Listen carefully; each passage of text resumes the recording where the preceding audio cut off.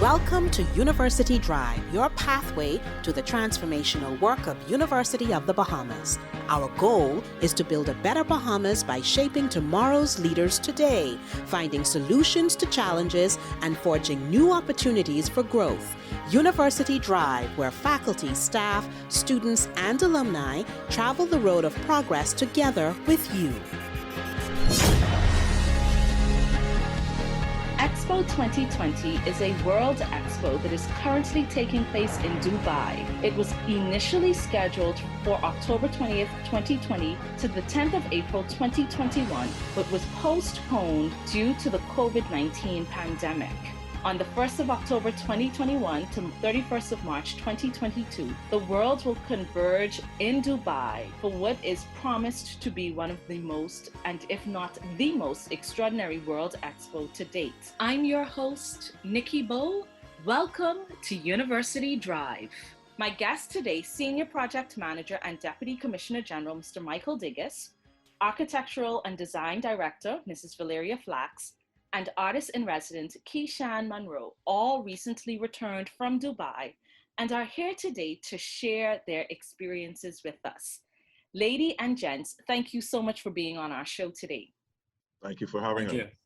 Thank you for having us, yes. So for the past 5 years, we've been hearing about World Expo 2020, and the University of the Bahamas has had significant involvement. I remember the day that it was announced and the architectural renderings being revealed and our students' involvement. And for me, that was one of the most beautiful things about this entire World Expo was the intimate involvement that our students were allowed to have. And it was a once in a lifetime opportunity. For people that may not be familiar or may be hearing about this for the first time, let's give them some background information and put it in context so that as we progress this show, they can follow along and have a better appreciation of our dialogue. So tell us, how did this all get started, and particularly the university's involvement? So I'll take a stab at that. So for me, the journey began about 6 years ago when, and I think it was 2015 when I got involved. And prior to that, the then Minister of Foreign Affairs, who's now the current Minister of Foreign Affairs, Fred Mitchell, was on one of his world trips, and he participated in the bid selection of the next World Expo. And at the time, he supported Dubai as being the country to host the World Expo, and they won the bid. And you know, at the time, the minister indicated that he would love to see the Bahamas participation, but that, you know, that we may be challenged with funding. But the Expo actually embraced the support and have been, you know, really partnering with us to get us along this journey, and have given us quite a number of concessions and has materialized in our physical presence to date. So the University of the Bahamas was approached because Dubai is very much a believer in youth and youth involvement in the development of the country. And they really wanted to hear the voices of the young people. And so it only seemed natural for us to approach the University of the Bahamas. And when we did, President Smith embraced the opportunity and opened up the university for our use, and we will engage the art, culinary, and architecture divisions of the university to help us build this dream. And that's how Val got intimately involved, and she's been involved ever since. So I'll let Val speak a little bit more about the journey she took with the students of the university. Thank you, Michael. Yes, so as you said, the journey started for you maybe in 2015. For us, it was about the same. I think by 2016, we were really on board, and we realized that there was a lot of preparation that needed to happen. Like Michael said, we wanted the students involved, and I saw the design studios as a great platform for the students to express themselves. With the theme of Connecting Minds, Creating the Future, there was a big emphasis on the youth and with expos. So we wanted to get the students' input. We wanted the students really involved with what they saw as the Bahamas Pavilion, what their vision was of the Bahamas in general, the future of the Bahamas, and also involved in the designing of the pavilion. And they had that opportunity, and they grabbed it, and they were, I think, fearless with it. And I don't want to rush through it because it was quite a process, right, Michael? I mean, we went through summer workshops with them. They had a lot of opportunities to speak, to learn to speak confidently, to express themselves with their designs. And it came down to almost a competition of the design work in the studio classroom. And at the end of the day, there was a design chosen. Those students that they were working in groups, I'll mention that as well. They were working in groups, and the group that had the design that the Dubai Expo liked the most was the one that was chosen to move forward. And those students actually got to visit Dubai. We had a group of students going along with, we had architecture, culinary, and art.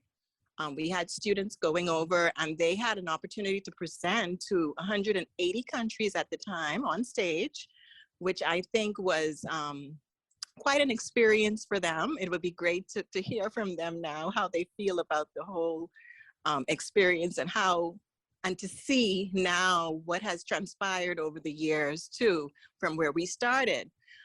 So like I said, initially we had the thought that we were going to have our own design pavilion. Things changed so much over the years. I don't want to jump forward too much, but I guess I have to, Michael? Yes, you have to. Yes, you have to. I have to, right? Because like I said, we saw one path. We saw ourselves creating our own pavilion, having that opportunity, but things didn't follow through with funding as we had hoped, right? So we had to make adjustments along the way. And we got a lot more students involved in the process, because at one point we thought we had our own pavilion. Then it changed to, okay, we have a rented pavilion and we're gonna approach the interiors.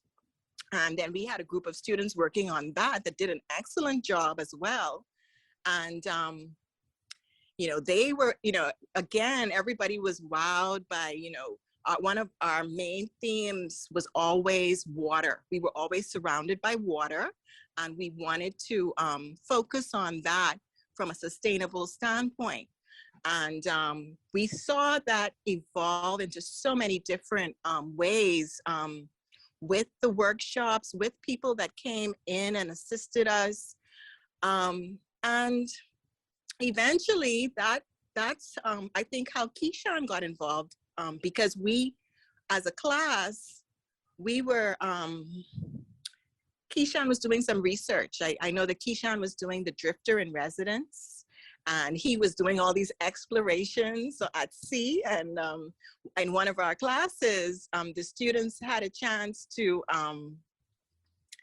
have dialogue with Keyshawn on a ship. I'm gonna let Keyshawn talk more about that, because that was, I think, our introduction to Keyshawn and what his sustainable efforts as well. This was before he had joined the University of the Bahamas, but it just was so interesting how the paths collided and it all came together. And you'll see, I know I skipped through a lot of points there, and as we go through our conversation, you'll see that there are so many things that happened at the beginning, and we see it tying back to that 5 years later. You know, we were revisiting some of our original themes. Like I was just mentioning to Keyshawn the other day, the flamingo. The flamingo was actually one of the first designs that Expo Dubai really liked that the students did. Do you remember that, Michael? Yes. Yes. So, and isn't that interesting that now Keyshawn has a flamingo Yes. in one of his pieces. So I think that's, you know, that was not planned, you know, that just happened. And a lot of things we're finding that, you know, they evolved along the way, and it took us on a journey. And I think we're not quite there yet. We're still experiencing this journey. It's happening still. It's like a ongoing process. As we are, even though we've been there and we have had the initial installation and everything, the setup in Dubai, it's still a living lab. It's a living space. That's what I see it as.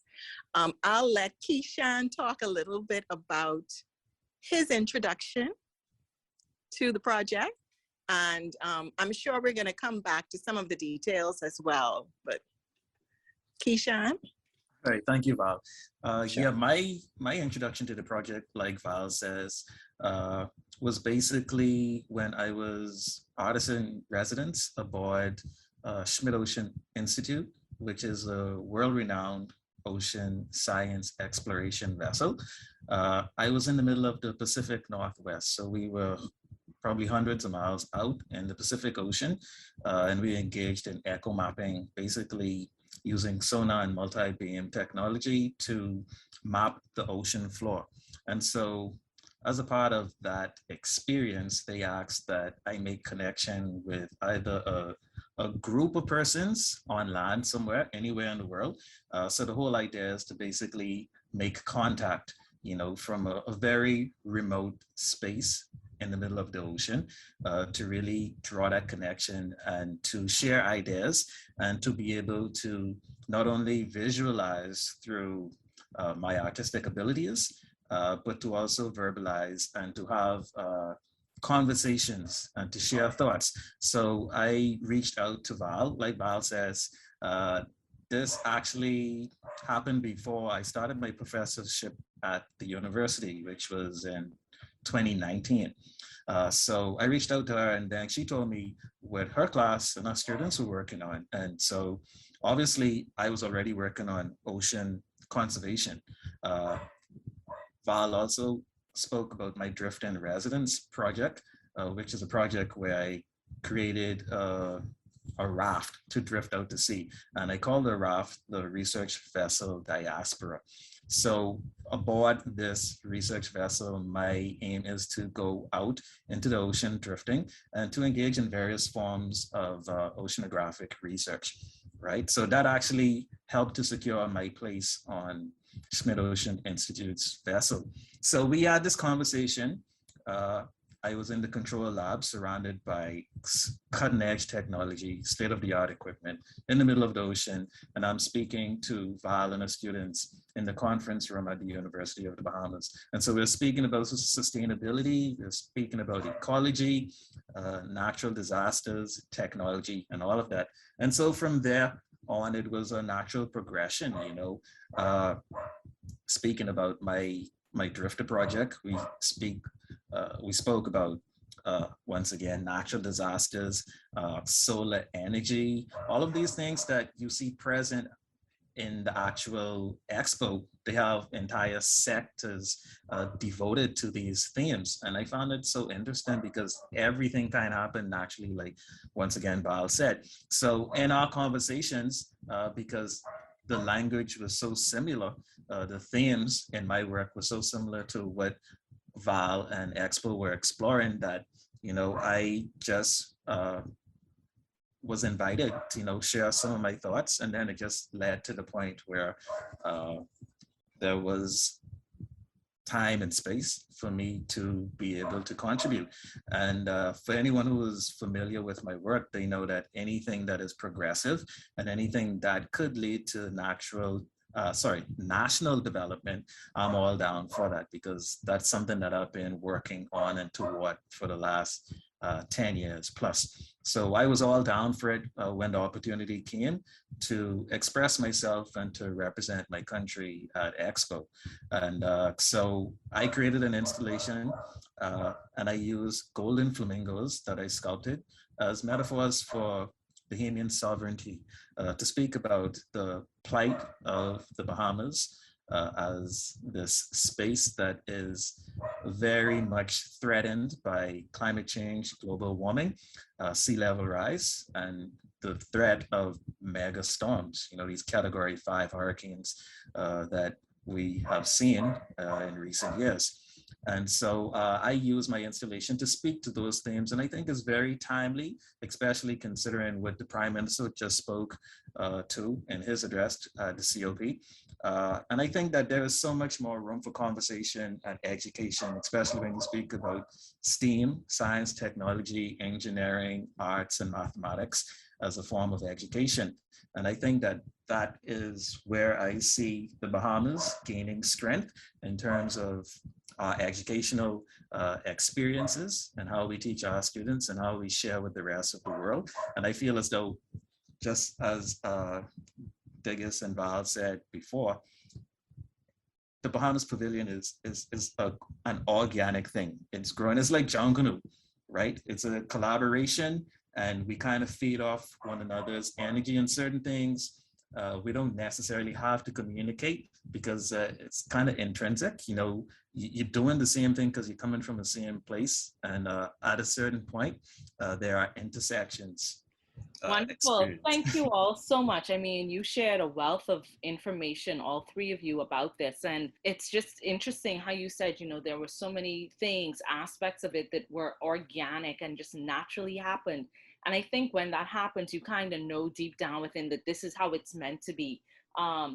And so as we talk more about Dubai 2020, I just want to give our audience some insight. I'm, from the Expo 2020 Dubai website. And Valeria, you mentioned the theme, connecting minds and creating the future through sustainability, mobility, and opportunity. And I know for all of us, those are buzzwords that we've heard so much in the last 5-10 years, particularly when you think about when we transitioned from Millennial Development Goals to the Sustainable Development Goals. And the world now is talking about sustainability more than anything else, because we recognize the threats to our natural and built environment as a result of climate change.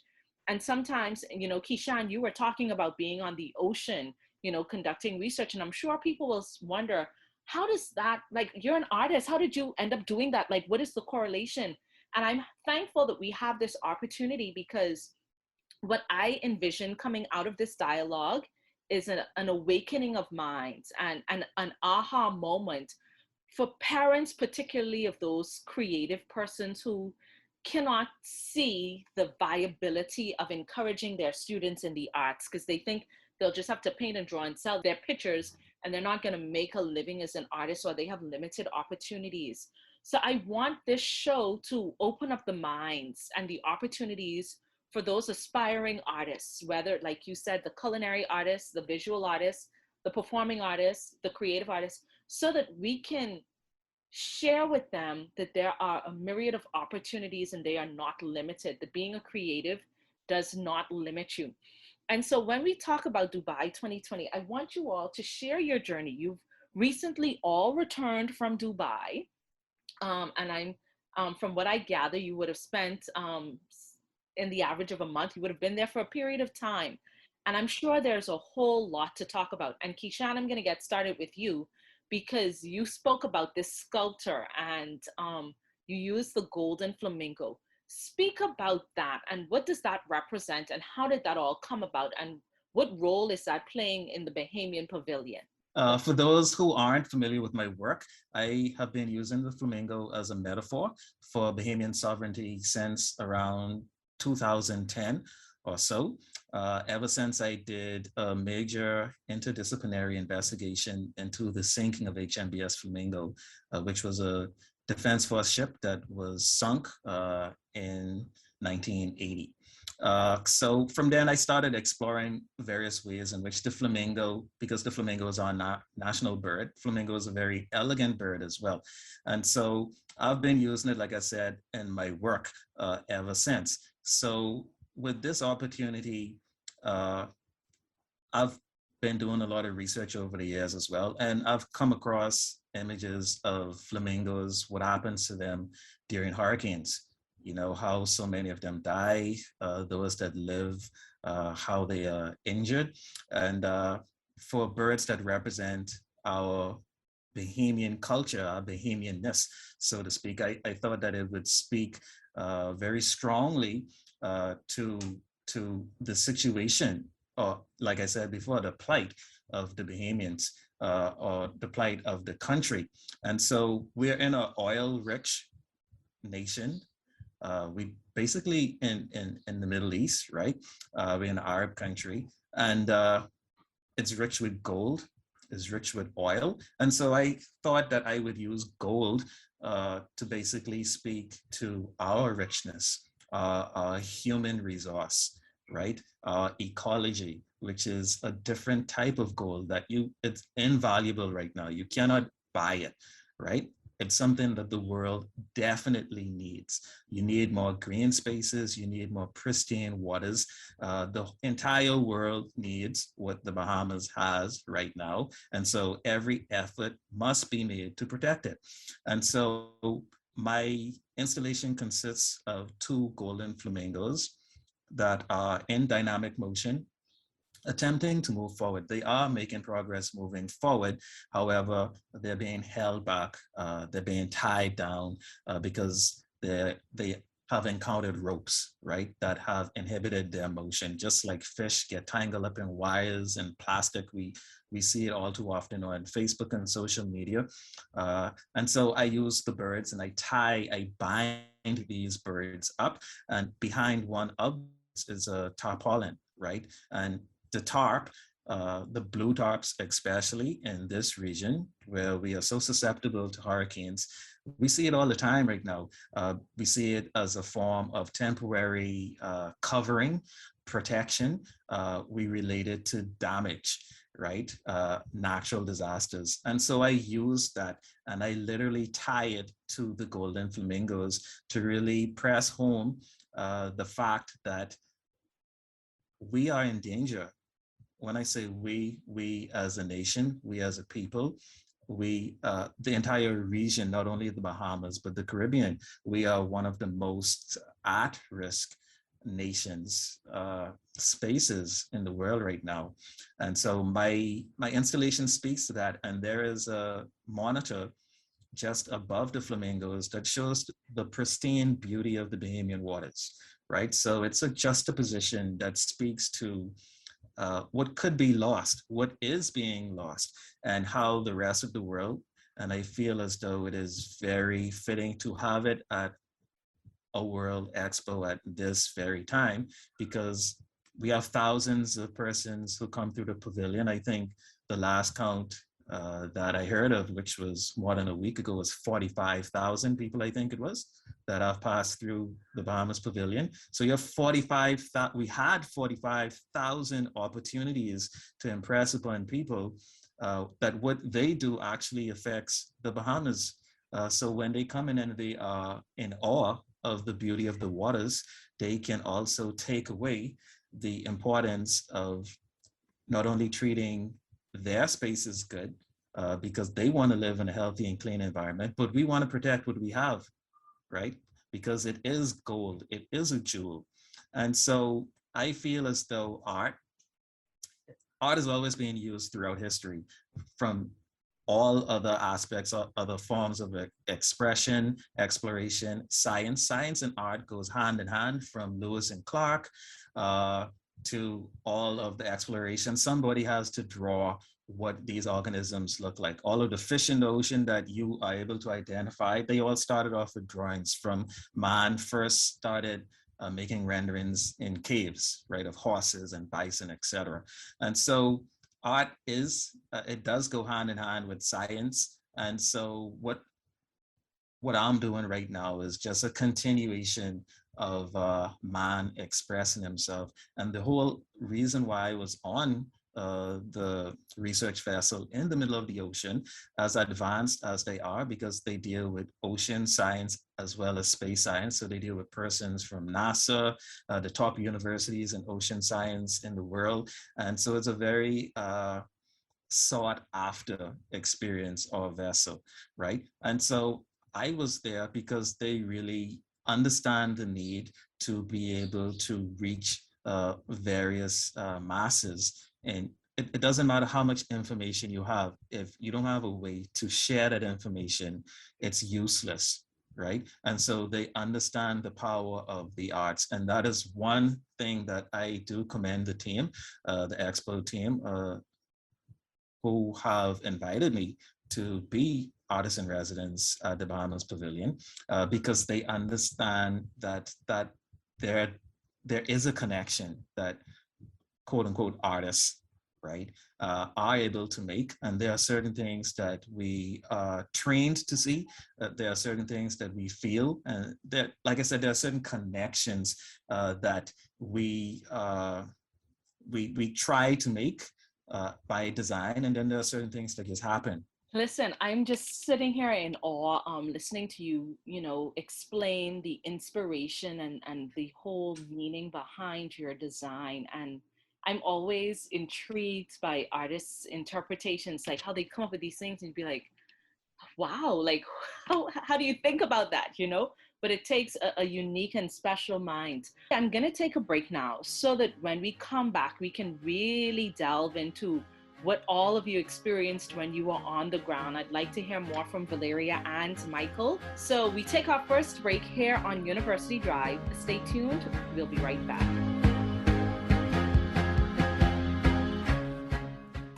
Chapter One Bookstore is your back-to-school headquarters. We are proud to serve the students, faculty, and staff of the University of the Bahamas and the community at large. We are the premier choice for the purchase of university textbooks and supplies, and UB logo apparel, paraphernalia, and gifts. We also carry a wide variety of school supplies, learning aids, and leisure books. Visit our copy center throughout the semester for all of your printing, copying, and binding needs. Chapter One Bookstore is located on the ground floor of the Michael Eldon Complex. Shop with us on Monday through Friday between the hours of 8:30 a.m. and 1 p.m. Call us at 397-2650 or email us at chapter1@ub.edu.bs. Follow us on Facebook and Instagram at Chapter One Bookstore. See you soon.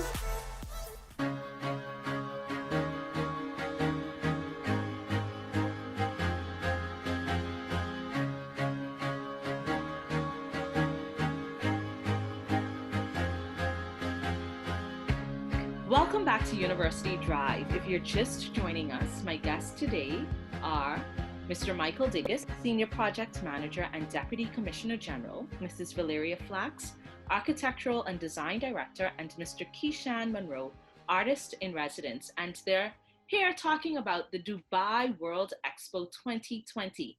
And for those of you that may not be familiar or you're hearing it for the first time, even though this has been in the making since 2015, Dubai World Expo is the most spectacular expo the world will experience, and it was postponed due to the pandemic. But they say we all have the power to build a better world and shape the future. They want you to discover what makes Dubai World Expo 2020 unique, and their theme is connecting minds and creating the future through sustainability, mobility, and opportunity.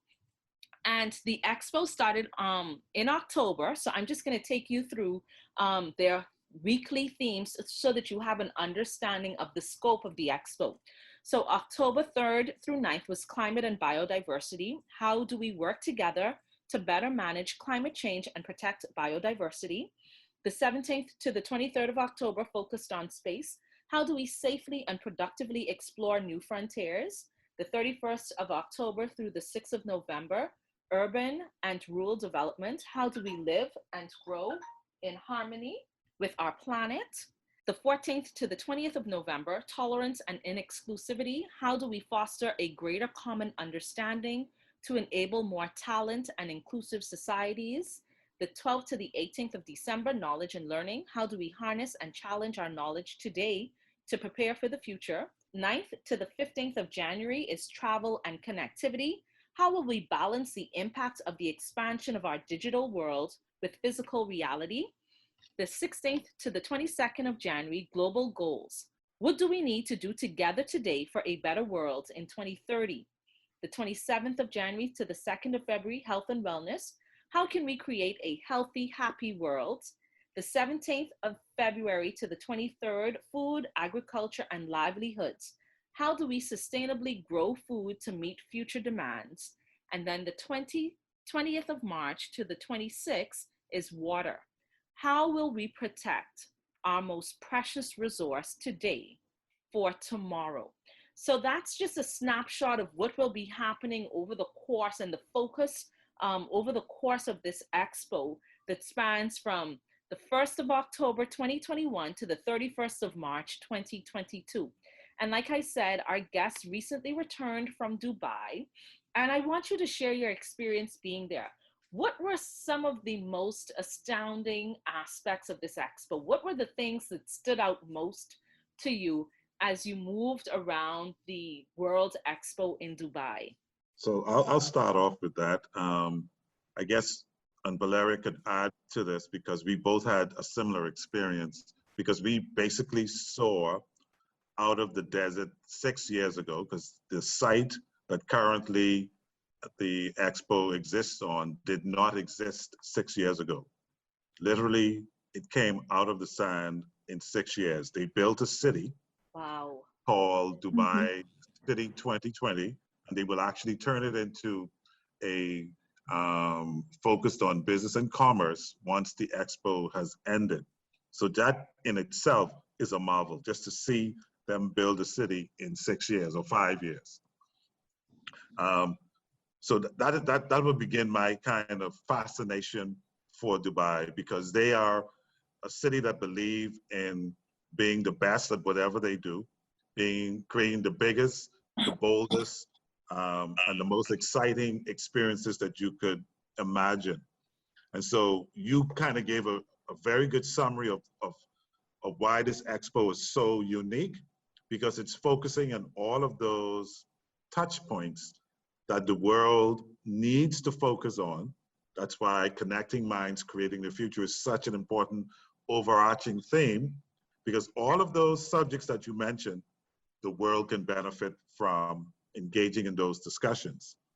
And so for me, to see the different countries of the world express themselves through their architecture and engineering and artistic and culinary. It's amazing that they're using all of these devices, all of these sensual devices to express who they are as a people.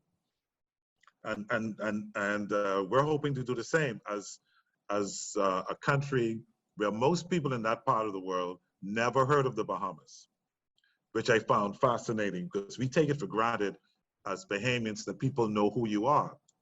So most of the time that I was on the ground, and I'm sure Val and Keishan could attest to the same, most people ask, so where is the Bahamas? And so you have to give them a geography lesson to explain its location. Like, once you tell them where the United States of America and Florida exists, where Cuba exists, and South America, they get it. And I think we take it for granted because of our geographical location that everyone knows, but we also take it for granted, not recognizing that our geography actually puts us as a connector between North and South America, and we need to embrace our geography and really become the conduit between North and South America.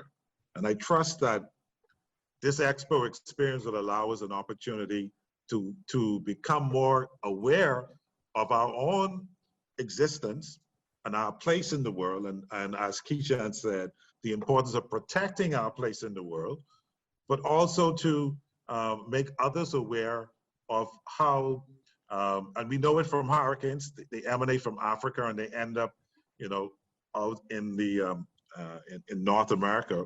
But there's a reason why it takes that path, and we need to understand, like climate change, what happens in one part of the world affects another part of the world, and telling those stories and raising the consciousness of all those who come and experience the Bahamas Pavilion, making them more consciously aware becomes very important. And I think just seeing that played out through the various pavilions, the 192 countries, showcasing and telling their story, to me, it's the greatest marvel of it all. And I'll allow Keisha and Val to expand on their experience. Yes, so for me, going back and forth over the years, definitely seeing us come, well, I'm thinking when I say us, our pavilion, for instance, up out of the ground, nothing around us, not even the trains. There were no trains going into the site yet. And then to see that progression every time you go back, there's something new, there's something bigger and better. And not just at the expo, in Dubai in general, it's like they always try to do something more outstanding. You know, they have the biggest, you know, the tallest structure in the world, but no, they have to do something even bigger. Something has to go a step further. And you see that happening over and over. So whatever can be thought of has been done there. And I think that was something great for the students to see as well, because, you know, they think up all of these designs, they have all of these dreams or ideas, and sometimes you don't see them come to fruition. You don't see it being possible in the confines of where you're living. But when you step into a place like Dubai where the impossible is being done, I think it opens their eyes. It gives them a different understanding of what is possible in terms of architecture, in terms of art, in terms of sustainability, in terms of just the way of life. What stood out to me as well with Dubai was their culture, the way that they respond to people. So they put a big emphasis on the health and well-being of the people there, and their attention to those who may have challenges. That was something that stood out to me. I'm not sure why at the time, but I was filling out a form, for instance, and you know, they were talking about people who may have disabilities, but they spoke of them as people of, you know, are you a person of determination? And I think those are things that we can take away from just the culture of Dubai as well, of looking at ourselves a little bit differently, how we address what we may see as setbacks, and how we move forward from them. I don't think we went into detail about one of the themes, or the major theme of our pavilion too, was to express the resilience of the Bahamian people, which I thought with Keishan's work, with a lot of what we're showcasing, we were able to do that. But again, speaking to the people and the culture and what we have to offer, that I think stood out to me, even alongside the buildings and everything else that was so grand there. So you guys all gave me so much that I could, you know, piggyback off of, but I want to first touch on the theme of the Bahamian Pavilion, why it was selected, and what impact it is intended to have on those who pass through the Bahamian Pavilion. You mentioned that there has already been some 45,000 visitors. When this design was being conceptualized, first the theme, and based on the concept, what impact is it intended to have? So Val, you could speak to that, because, you know, once we handed it over to students, I think that's where it all began. Right. So initially, of course, we were focused on the vulnerability of where we were. Water was a big issue, right? And we were talking about, you know, of course, the threat of rising sea levels, the threat of hurricanes, all of these aspects were our focus. And so even with all of the design that the students were doing, it was all about water. It was the fact that people understood that we were an archipelago. We were spread across, you know, we were islands that were, because that was another thing. People weren't quite aware. They always think of the Bahamas as one mass, you know, not understanding that we are an archipelago of islands. And so that was something that we always wanted to make sure that people understood. But what happened along the way, things evolved, things changed, because Dorian happened too. And I think when Dorian happened, there was a bit of a shift. While we still were looking at water, while we were still looking at the vulnerabilities in terms of sustainability and climate change, I think it came directly from the expo and from Dubai that we made sure that they understood, or that people understood, the resilience of the people, because we experience these hurricanes year after year. We've seen it happen, but we always rebuild. We always get up from it, and we always move forward. While we are concerned about, maybe we're running out of time, we do need a plan of action. We still have that resilience within us. That was something that we wanted to make sure was showcased in the pavilion. And that is shown with our displays, with some of the videos that are shown, the artwork. That was a big, that was something that I think needed to be included as well, that people understood too. It's not just the sand and sea. It's not just the pretty beaches.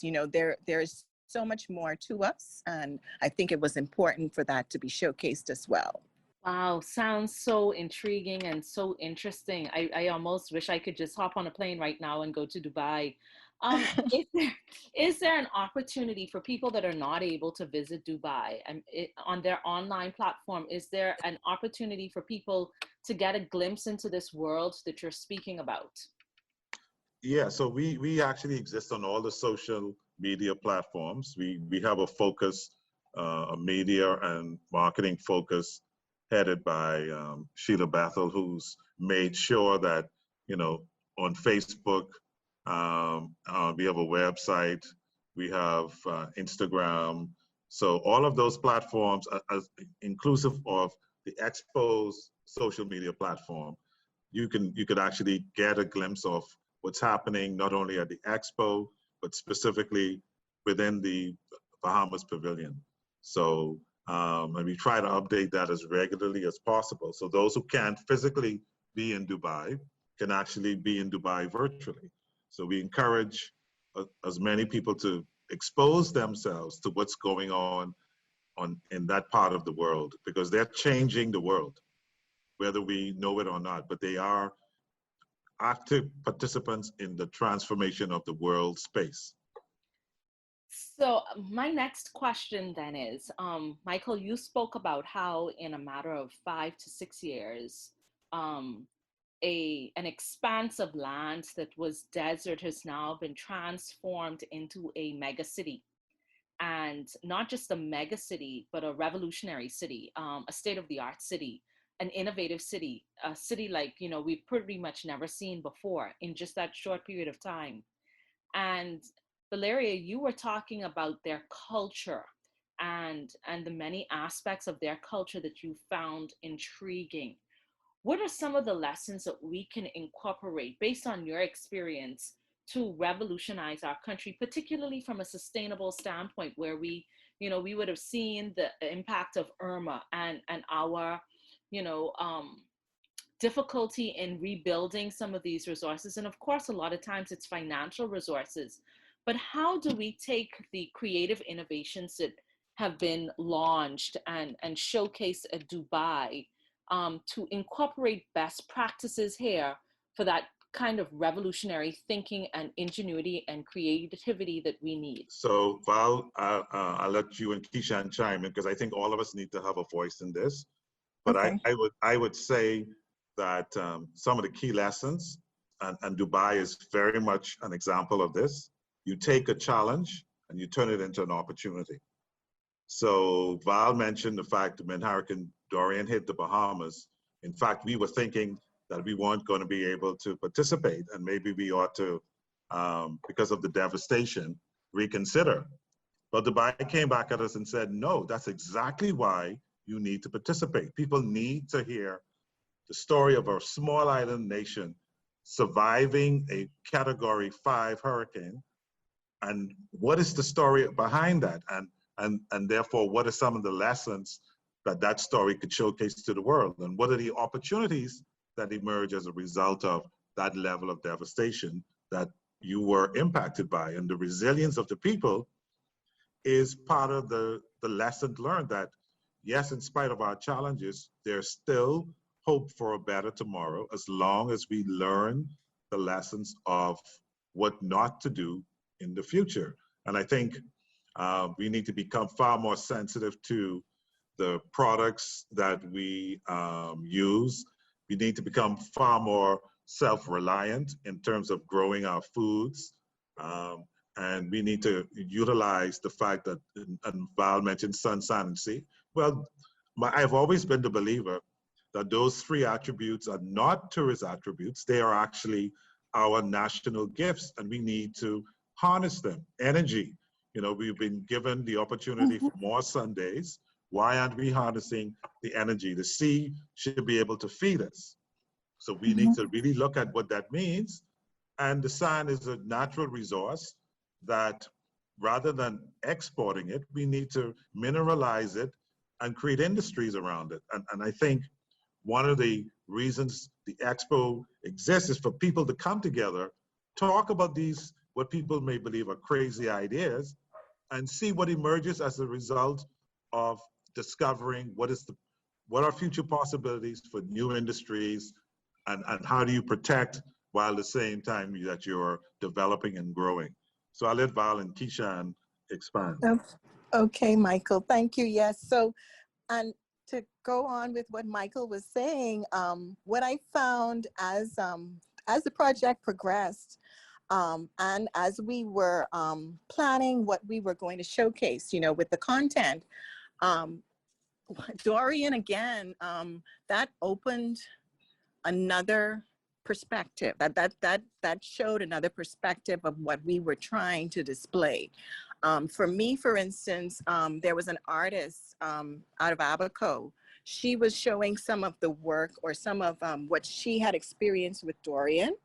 And that touched home for me because it really reminded me of some of the work that I was doing. I collaborated with her on an art piece that's in the pavilion right now. But what Michael was just saying brought to mind what we were trying to illustrate there was there are certain things that we need to take from our past to move forward. There are certain things from the past that we've found to be positive attributes, for instance, with our architecture. When we talk about sacrificial parts of the building, there's certain things with the way we build that we can borrow from as we move forward, or we're planning for how we can address these disasters, right? So all of that came to mind for me as takeaways for us, okay? So just that collaboration too, when we looked at, you know, there were some instances where, of course, the roof was off of the house, you know, of course, I'm coming back to that as an architect. So, but there's so many things, so many takeaways, and we can, again, learn from all of those countries that are around us, because there's so many things that are being addressed in terms of sustainability, like Michael mentioned, energy. You know, we were able to visit Masdar, which is a sustainable city there near Dubai, going towards Abu Dhabi. And some of their methods, like he said, taking some of our salt water and using that for some of our farming, all of these things have been done. So it's just a matter of us using those as takeaways from the expo for us. It's all around us when we're there. It's all around us. And I'm hoping that with the students' involvement, that they can see, again, the possibilities of, you know, what we have. Like, we have so much salt water. We have so much sunlight, like Michael was saying. I guess taking a different standpoint again at sun, sand, and sea, like he mentioned. I think that one of the takeaways from my experience, I've always been driven to take up projects that are in some way, shape, or form kind of activism. And I feel as though that the Bahamas Pavilion could be such a space for activism. And my hope is that to some degree, it does affect some policy changes within the country, because we really need to focus more on sustainability, to focus more on conservation. Something as simple as water collection, right? Not only just solar, harnessing energy from solar power, but also water, because even though even though we are in an archipelago, like the reality is like we really need fresh water, right? So it's kind of weird, but we should have had something like that sorted out, secured a long time ago. So that is my hope, that this opportunity that we have right now, while we are rubbing shoulders with the rest of the world, we have an opportunity to engage in a broader conversation. My hope is that our leaders, and as well as citizens of the Bahamas, however they are able to experience it, that they actually have an opportunity to learn more from what is inside the pavilion, as well as from the nations around us, right? Because I think right now we're in good company, because there is so much to learn. You don't even have to go inside most of the buildings, just the architecture alone, right, is just awe-inspiring, is just stimulating, right? And I hope that, once again, the Bahamas Pavilion and Expo 2020, especially considering the fact that the Bahamas Pavilion is in the sustainability sector, that gives the Bahamas another look at how we treat education in the Bahamas.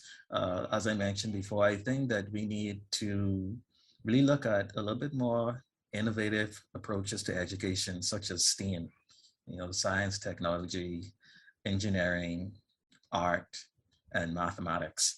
And I feel as though we have a lot to offer here in the Bahamas. There are some institutions already engaged in that type of education, but I think we could push it a lot further.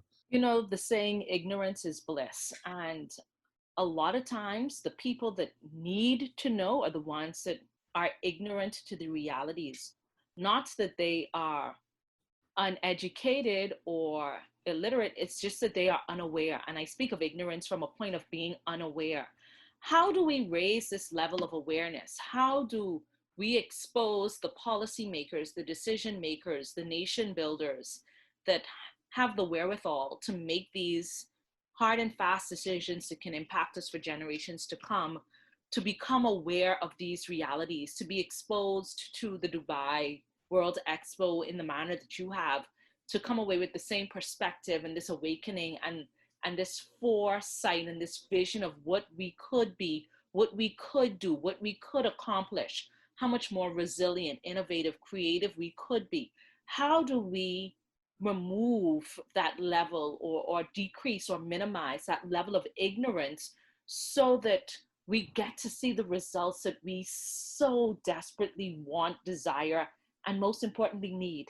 So, Dubai as a country, and Val, you and I been talking about this. They have these modules, right? Or modules. Right, exactly what I was thinking, Michael. You're step ahead of me. And Keisha and I have had this conversation as well. But anyway, I'll let you finish. No, because when I first heard the word, I was curious as to what it was all about. And then the more you dig into it, it's really about public conversations.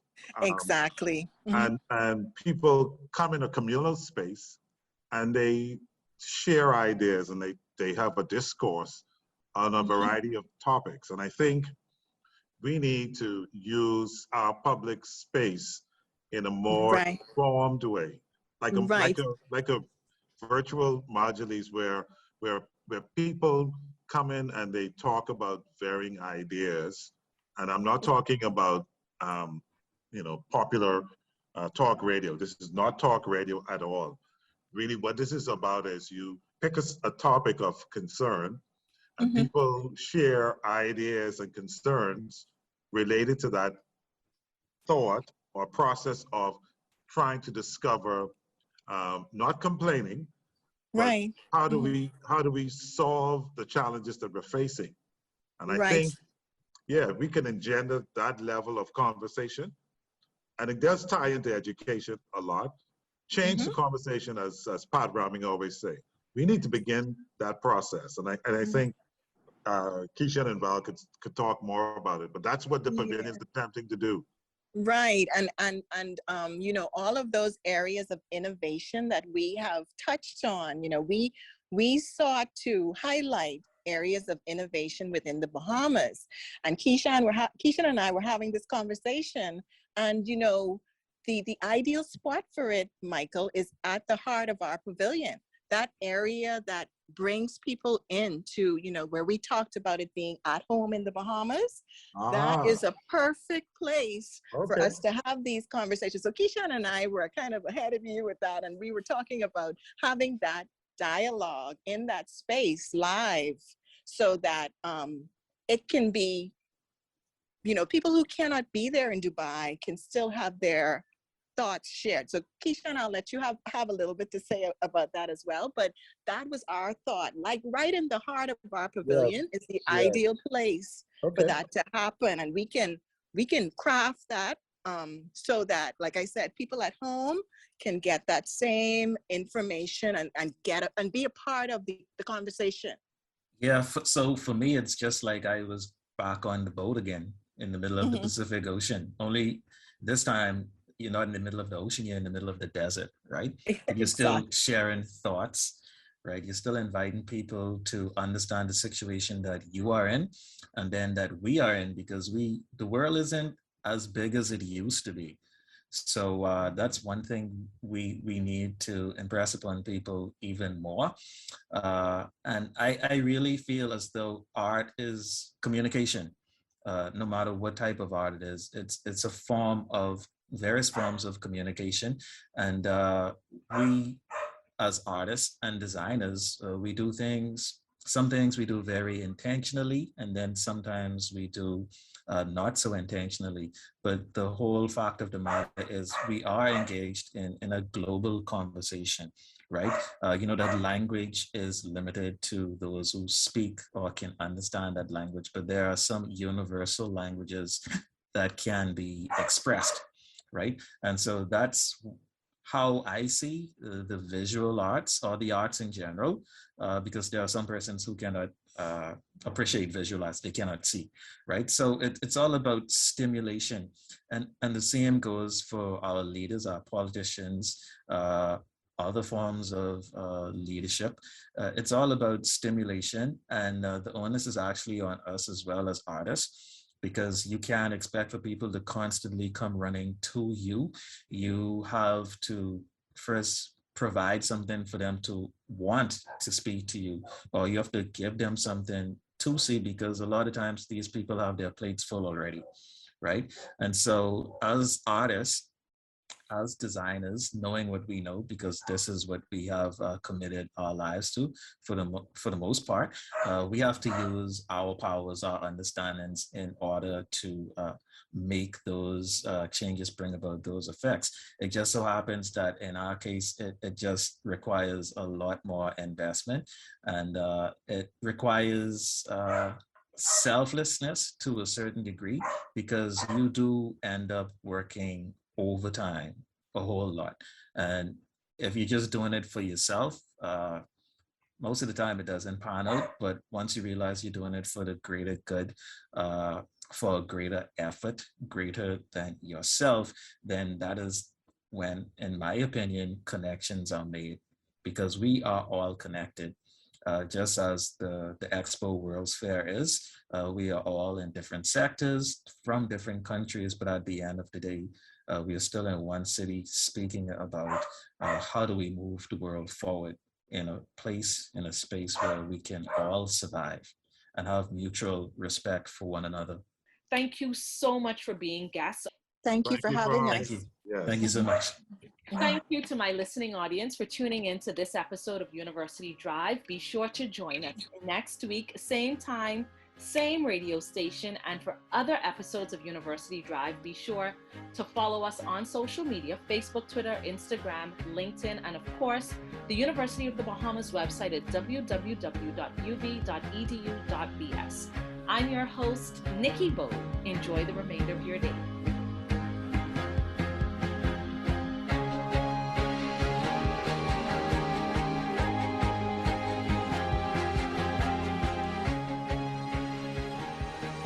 University Drive is a production of the Office of University Relations and the Communications and Creative Arts Academic Unit at University of the Bahamas.